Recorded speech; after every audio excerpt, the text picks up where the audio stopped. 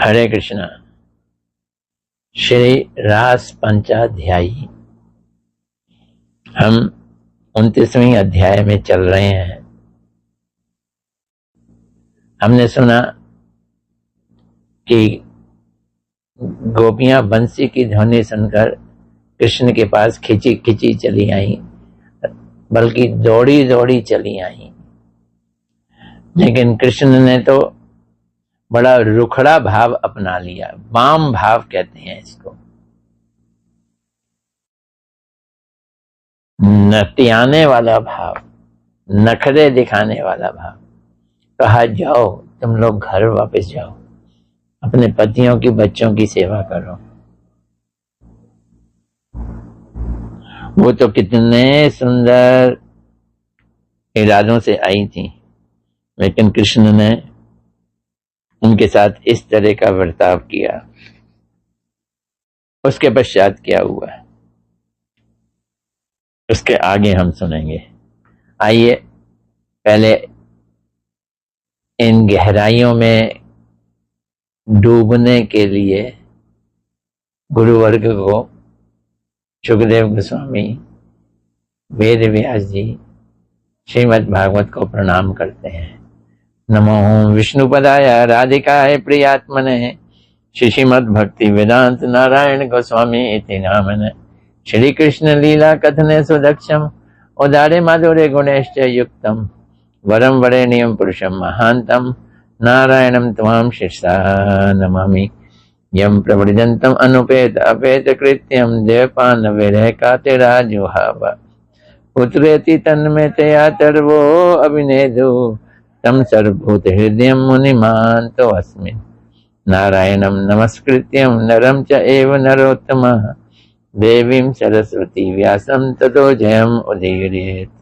नष्ट प्रायेषु अभद्रेषु नित्यं भागवत सेवया भगवती उत्तम श्लोके भक्तिर्भवति नैष्टिकीम्। नैष्टिकीम् भक्ति प्राप्त करने के लिए हम लोग रास पंचाध्यायी के चरणों में अपना समर्पण करते हैं। भगवान कृष्ण के बोल लेने के बाद सुखदेव गोस्वामी जी बोलते हैं, श्री गोविंद के इस प्रकार अप्रिय वचनों को सुनकर गोपियां अत्यंत उदास और निराश होकर चिंता के अथाह सागर में डूब गई।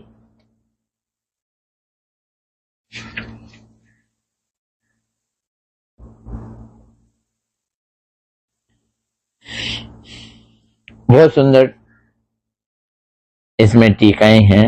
श्री विश्वनाथ चक्रवर्तीपाद जी भी कहते हैं सारार्थ दर्शनी टीका। ये अनुरागवती ब्रज देवियां जो प्रेम में विभोर हैं, कृष्ण के प्रति उनका स्थायी भाव दृढ़ है और उस प्रेम की गहराइयों के कारण उनमें स्वाभाविक दीनता है, वो आ गई सामने, दीनता प्रकट हो गई। उन्होंने ये सोचा सचमुच ही हम श्री कृष्ण की सेवा के लिए अयोग्य हैं क्या? शायद इसलिए उन्होंने हमारी उपेक्षा कर दी। इस प्रकार स्वयं के प्रति दृढ़ निश्चय करने के कारण वो उदास हो गईं और चिंता करने लगी। ओहो, जिनके लिए हमने पतिकुल, पितृकुल, धर्म, धैर्य, भय, लज्जा, देखो ना क्या नहीं त्यागा, अब वो उपेक्षा कर रहे हैं।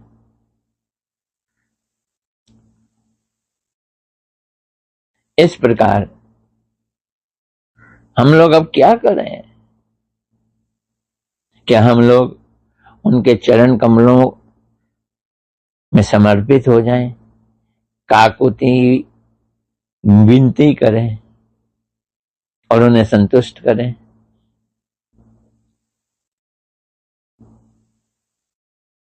या फिर हम भी जैसे उन्होंने शठता दिखाई है, कृत्रिम ही सही, उसका अवलंबन करके हम जा रही हैं ब्रज में, ऐसा अभिनय करें, शायद वो बदल जाए।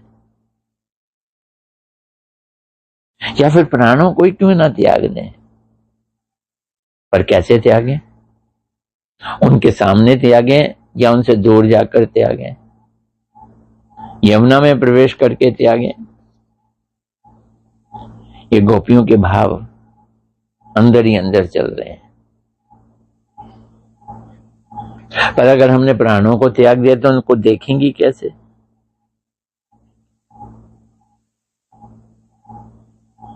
ये उनके भाव अत्यधिक शोक के कारण लंबी लंबी और गर्म सांसों में गोपियों के बिंब फल के समान लाल लाल अधर सूख गए। उन्होंने अपने मुख नीचे लटका लिए और पैरों के नाखूनों से धरती को कुरेदने लगी। उनके नेत्रों से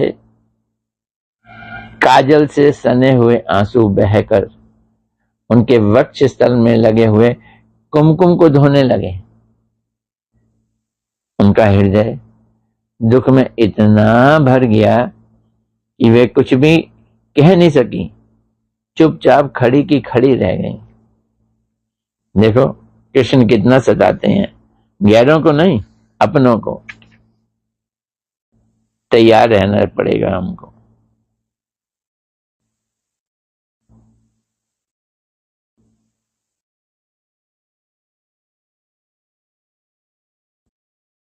श्री विश्वनाथ चक्रवर्ती पाजी कह रहे हैं, गोपियों के भावों को निकाल के, प्रेम का जो लक्षण है ना, जब प्रेम उदित होता है तो अपने विषय, यहां तो विषय परमेश्वर ही हैं, उनको वशीभूत कर लेता है। गोपियां सोच रही हैं हमारे प्रेम के विषय तो कृष्ण हैं, हम उन्हें वशीभूत ही नहीं कर सकी। इसका मतलब है हम में उनके लिए प्रेम है ही नहीं। आए, हमने घर छोड़ा, लज्जा छोड़ी, भय छोड़ा, पर क्या फायदा? किस लिए छोड़ा? सब बेकार गया। इस प्रकार से ब्रज देवियां अनुताप करने लगी और उस अनुताप से उनका मुख मलिन हो गया। श्री कृष्ण में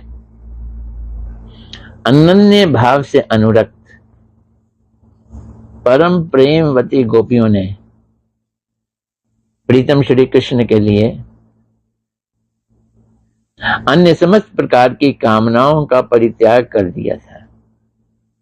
ये देखो, ये कितना आवश्यक बात है। भगवान की भक्ति में सारी कामनाओं का त्याग होना जरूरी है, किंतु श्री कृष्ण आहा कैसे निष्ठुर, निष्ठुरता भरी अप्रिय बातों को बोले, जिन्हें सुनकर उन्हें बहुत अधिक दुख हुआ।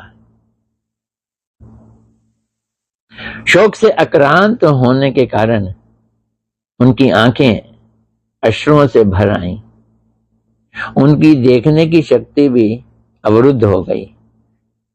तब वह अपने नेत्रों से आंसुओं को पोंछकर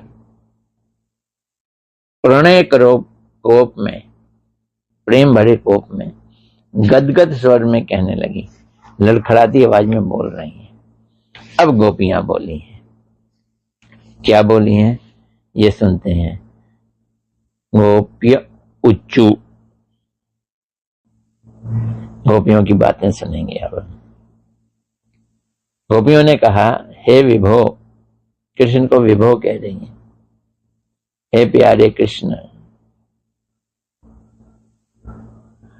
तुम सर्वव्यापी हो, इसलिए हमारे हृदय की बात भी जानते हो। तुम्हारे द्वारा इस प्रकार के निष्ठुर वचन कहना उचित नहीं है। हम लोग सभी विषयों का परित्याग करके केवल तुम्हारे चरणों से ही प्रेम करने वाली सेविकाएं हैं। यद्यपि इसमें संदेह नहीं कि तुम स्वतंत्र हो और हठीले भी हो, और हमारा तुम्हारे ऊपर कोई बस भी नहीं है। तथापि देखो ना, भगवान आदि पुरुष नारायण वो क्या करते हैं, कृपा पूर्वक संसार बंधन से छूटने की जो इच्छा रखते हैं उनकी मनोरथ पूर्ण कर देते हैं। वैसे ही तुम भी हमें अपनी चरण सेवा प्रदान कर हमें स्वीकार करो, हमारे मनोरथ पूर्ण करो, हमें त्यागो नहीं। श्री जीव गोस्वामी पाद जी अपनी वैष्णव तोषणी टीका में गोपियां कहना क्या चाहती हैं, उनके अंदर के अभिप्राय प्रस्तुत कर रहे हैं। उनको हम बड़े भाव से ग्रहण करेंगे।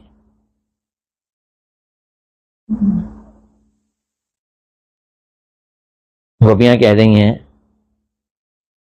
हम लोग तो समस्त विषयों को त्याग कर केवल परमार्थिक सुख की इच्छा रखती हैं, क्योंकि तुम्हारे साथ जो क्रीड़ा विशेष है वो विलास प्रेम का परिपक्व फल है,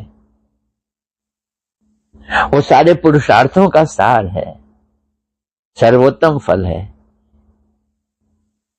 इसलिए आप तो कहते हो कि जो मेरा जिस प्रकार भजन करता है मैं भी उसका उसी प्रकार भजन करता हूं, तो अपने वचनों की रक्षा करो। हमने सब कुछ परित्याग करके अपने आप को आपके आगे समर्पित कर दिया, और आप भी अब सब कुछ परित्याग करके हम लोगों को ग्रहण करो और भोग करो।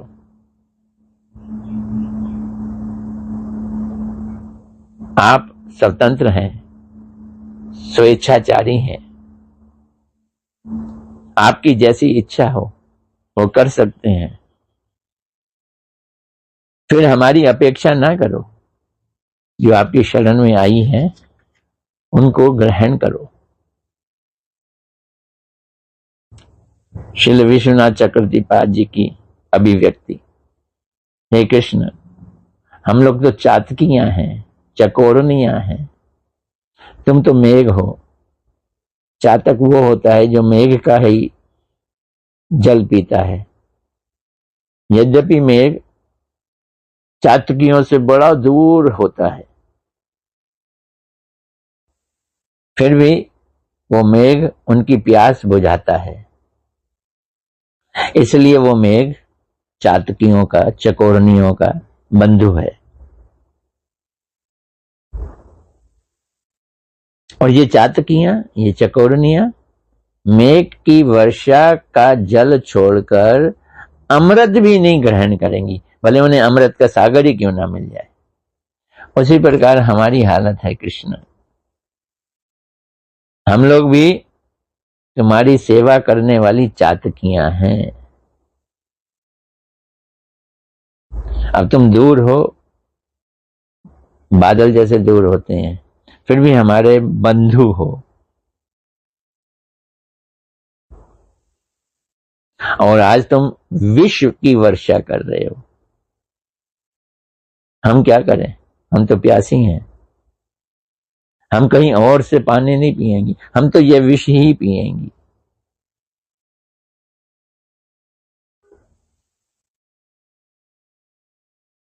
कृष्ण, तुम ये निश्चित जानो, विष की वर्षा करोगे, हम विष पी लेंगी और अपने प्राण त्याग देंगी। ये हमें स्वीकार है, लेकिन अपनी प्यास बुझाने के लिए हम कहीं और नहीं जाने वाली।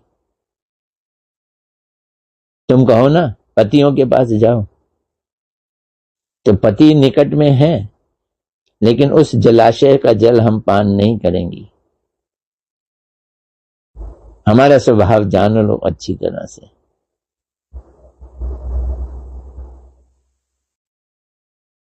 अगर तुम कृतज्ञता की रक्षा करना चाहते हो तो हमारा त्याग मत करो।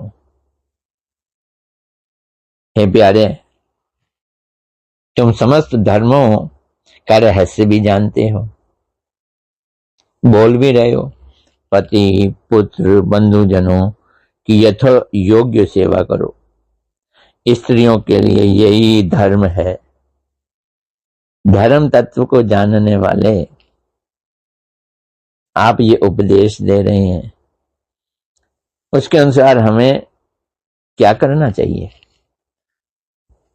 जो तुम उपदेश दे रहे हो उसका पालन करने से पहले अपने गुरु जो उपदेश करता है पहले उनकी सेवा करनी चाहिए, क्योंकि तुम ही सभी उपदेशों के चरम लक्ष्य हो और साक्षात भगवान भी हो। इसलिए तुम्हारी सेवा करने से पति पुत्र आदि की सेवा करना हो जाएगा, क्योंकि तुम ही समस्त शरीरधारियों के प्रियतम हो, बंधु हो। ये गोपियों का ऐश्वर्य भाव में बोल निकल रहे हैं। श्री विश्वनाथ चक्रवर्ती पाद जी कहते हैं सारार्थ दर्शनी, कोई कोई प्रखरा गोपी श्री कृष्ण के वचनों के द्वारा ही श्री कृष्ण को पराजित कर रही हैं।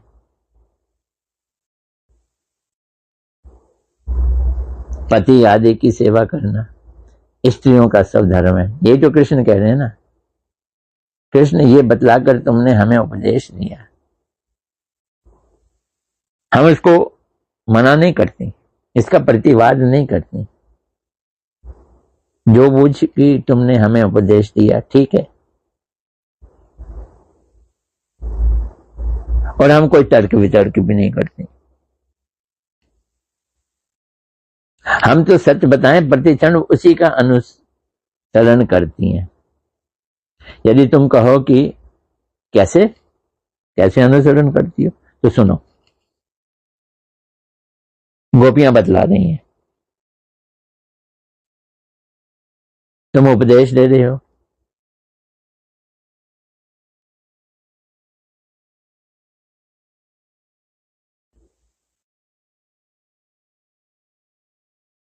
पति भक्त बनो, तुम उपदेश करता हो।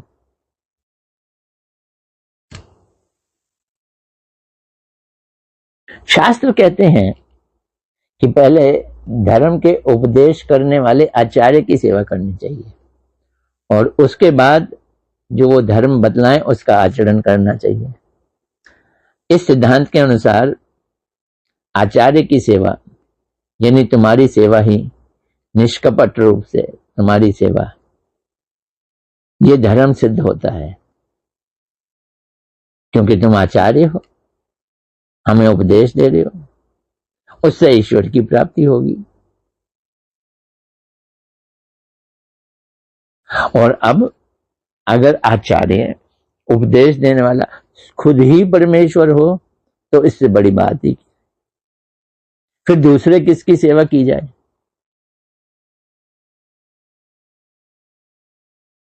मतलब स्वयं ईश्वर जब उपदेश देने वाले गुरु हों तो उनका भजन करने, उनकी सेवा करने के लिए हमें तत्पर रहना चाहिए। क्यों हम दूसरे पतियों के पास जाएं? यहां गोपियां कह रही हैं कि आप परमेश्वर हो। एक विचार है, ब्रज में माधुर्य है, माधुर्य भाव है। माधुर्य भाव में कोई किसी को, कोई भी कृष्ण को भगवान नहीं मानता। खुद भगवान कृष्ण ही अपने को भगवान नहीं मानते, दूसरों की तो बात ही क्या। पर यहां गोपियां ईश्वर कह रही हैं। भगवान को ईश्वर मानना या समझना ये ऐश्वर्य भाव कहलाता है, और उनको अपना प्यारा घर का सदस्य समझना, ईश्वर ना मानना, ये माधुर्य भाव कहलाता है। तो ब्रज में तो माधुर्य है, पर गोपियां तो ऐश्वर्य भाव प्रकट कर रही हैं। तो अगर ये आपत्ति हो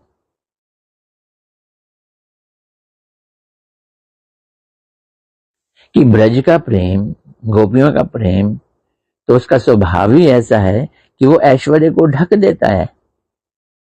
इसलिए प्रेमवती गोपियों के हृदय में इस प्रकार ऐश्वर्य ज्ञान कैसे हो गया क्या कि आप भगवान हो? इसके उत्तर में बतला रहे हैं। ये सब श्री विश्वनाथ चक्रवर्तीपाद जी के विचार हैं। गोपियों का परिपूर्ण प्रेम, माधुर्य प्रेम इस विरह काल में शत कोटि सूर्य के ताप से भी अधिक संतप्त हो रहा है। विरह में ताप उत्पन्न हो रहा है, और ऐसा ताप उत्पन्न कराकर ये प्रेम ऐश्वर्य और माधुर्य संबंधी भगवान के समस्त गुणों को प्रकाशित करता है। वैसे तो नहीं करता, लेकिन जब विरह में आ जाता है तो ऐश्वर्य भी प्रकाशित कर देता है और माधुर्य भी। इस विरह के संताप के कारण, संताप की अग्नि के कारण कुछ भी ढका नहीं रह पाता, कुछ भी आवृत नहीं होता। लेकिन जब माधुर्य मिलन के समय परिपूर्ण हो जाता है, उस समय सूर्य नहीं होता है, चंद्रमा होता है। उस समय ऐश्वर्य ढक जाता है।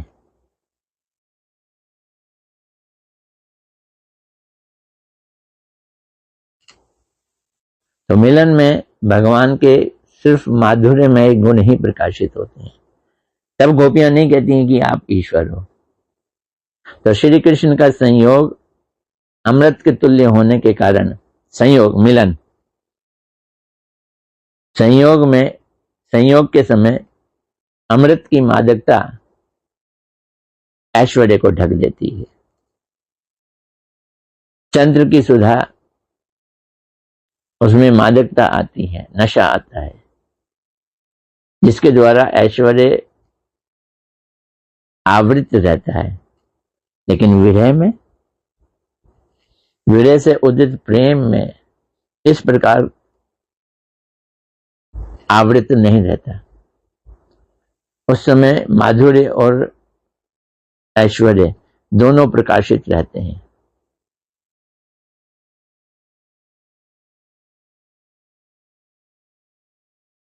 यहां भावी विरहवती ब्रज देवियां विरह में जो ऐश्वर्य महिमा बोल रही हैं, उनके अंदर स्फुरित हो रहा है। वो सच्चा ऐश्वर्य नहीं है, वो भी प्रेम जनत ही समझना है। क्यों? क्योंकि ये विरह का संताप, विरह की उष्णता, ये प्रेम के कारण ही है। आगे गोपियां कहती हैं, हे प्रीतम, शास्त्र ज्ञान में निपुण महापुरुष तुमसे ही प्रेम करते हैं, क्योंकि आत्मा रूप में तुम ही सबके नित्य प्रिय हो। अनित्य और दुखदायक पति पुत्र, उनसे प्रेम करने से कौन सा प्रयोजन हमारा संपूर्ण होगा? बताओ हे परमेश्वर। गोपियां परमेश्वर कह रही हैं भगवान। ऐश्वर्य निकल रहा है, हम लोगों के प्रति प्रसन्न हो जाओ। मकसद उनका यह है कि कृष्ण प्रसन्न हो जाएं। हे कमल लोचन, फिर कमल लोचन भी कह रही हैं, ये माधुर्य है, तुम्हें प्राप्त करेंगी। चिरकाल से ये हमने अपनी आकांक्षा हमारे अपने अंदर पाली पोसी हुई है। हमारी इस अभिलाषा को और इस अभिलाषा की लहलहाती लता को छेद मत करो। हे मनमोहन, अब तक तो हमारा चित्त घर के कार्यों में लगा रहता था, इसलिए हमारे हाथ भी उन कार्यों में लगे रहते थे, किंतु तुमने क्या किया? अत्यंत सहज रूप से ही हमारे चित्त को लूट लिया। अब बताओ, हमारा चित्त ही हमारे पास नहीं है। अब हमारी गति निराली हो गई। हमारे पांव तुम्हारे चरण कमर छोड़कर अब पीछे ही नहीं हटते, क्योंकि पीछे तो तब हटे जब चित्त हमारा हमारे पास हो। वो तो तुम्हारे पास है। अब तुम ही बताओ, हम किस प्रकार ब्रज लौटेंगे? अगर हम लौट भी जाएं तो वहां जाकर करेंगी क्या? हे प्राण वल्लभ, तुम्हारी मंद मंद मनोहर मुस्कान, प्रेम भरी चितवन और मुरली की मधुरतम तान हमारे हृदय में तुम्हारे प्रेम और मिलन की आग को प्रज्वलित कर रही है। इस आग को तुम अपने अधरों की सुधा धारा की प्रवाह से बुझा दो। ये माधुर्य है। नहीं तो है सके, हम सच कहती हैं कि तुम्हारे विरह की प्रचंड अग्नि से हम अपने इस शरीर को जला देंगी